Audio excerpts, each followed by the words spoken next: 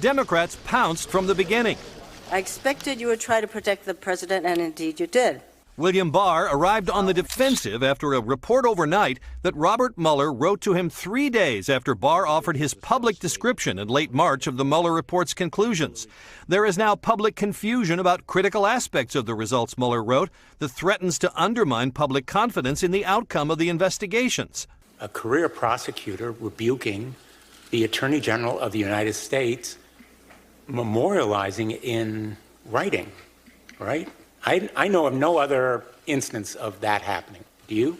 The letter's a bit snitty, and I think it was probably written by one of his staff people. Barr's 4-page description of the Mueller report, he said, was not intended to be a summary.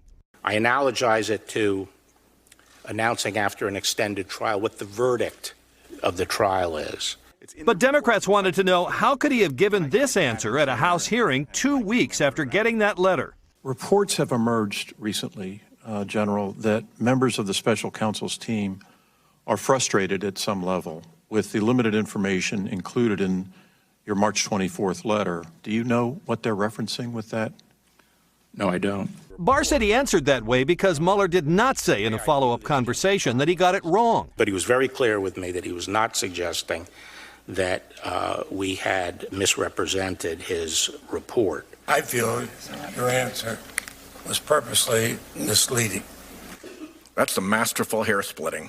Barr took a shot of his own at Mueller over the special counsel's decision not to reach an answer on whether President Trump obstructed justice. If he felt that he shouldn't go down the path of making a traditional prosecutive decision, then he shouldn't have investigated. But Barr was also pressed about his own decision, concluding that the president did not obstruct justice. What about the president's efforts to get the White House counsel, Don McGahn, to have Mueller fired by claiming that Mueller had conflicts of interest? So what I'm asking you, then, is that a credible charge?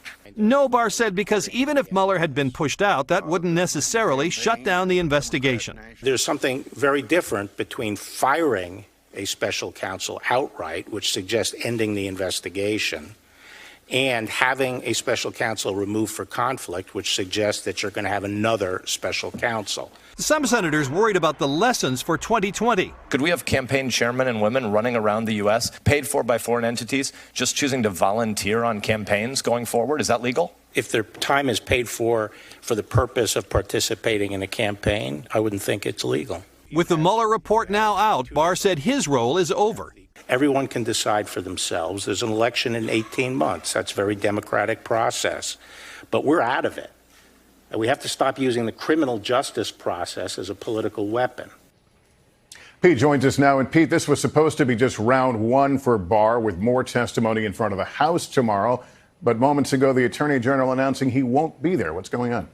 Right. Barr says he will not be appearing tomorrow before the House Judiciary Committee. He objected to the format for that hearing, with long rounds of questions from committee staffers. His view is, as an official from a co-equal branch of government, he'd answer questions from members of Congress, but not staff. Democrats say they're considering finding him in contempt of Congress, and the House is still trying to work out a time for Mueller to testify in public. Hey, NBC News fans, thanks for checking out our YouTube channel. Subscribe by clicking on that button down here, and click on any of the videos over here to watch the latest interviews, show highlights, and digital exclusives.